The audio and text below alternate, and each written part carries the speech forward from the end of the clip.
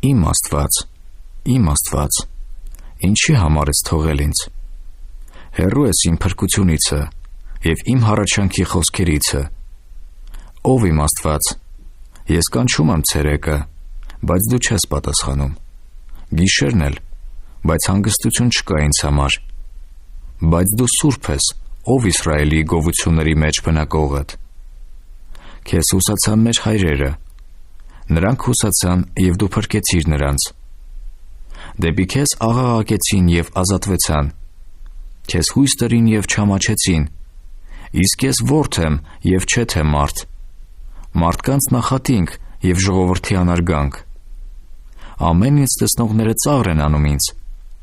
իրանց շրթունքները բաց են անում և գլուխ շարժում։ Նա Տիրոջը հուսացավ, թող ազատե դրան, թող փրկե դրան, եթե հավանել է դրան։ Իրավի դու ես, որ հանեցիր ինձ իմ մոր արգանդիցը,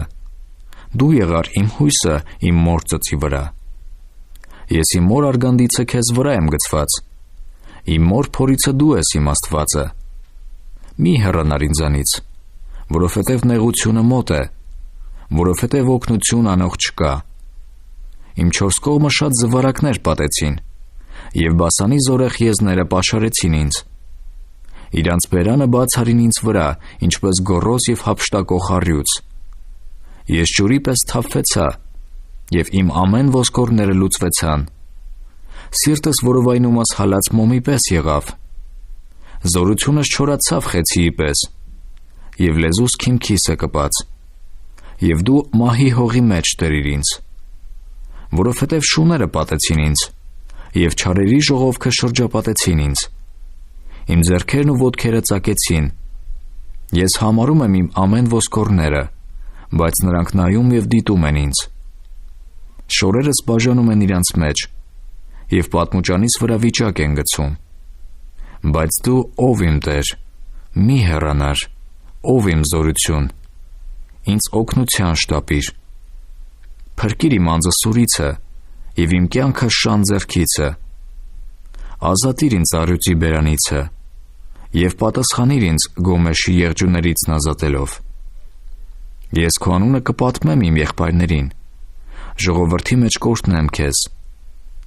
Ով Տերիցը վախեցողներ, օրհնեցեք նրան։ Ով Հակոբի ամեն զավակները, փառավորեցեք նրան և վախեցեք նրանից, ով Իսրայելի բոլոր զավակները։ Որովհետև նա չանարգեց և չարհամարեց խեղճի խղճությունը և չծածկեց նրանից իր երեսը։ Բայց երբ որ նա աղաղակեց դեպի նրան, նա ականջ դրավ։ Քեզ օրհնություն կտամ մեծ ժողովրդում,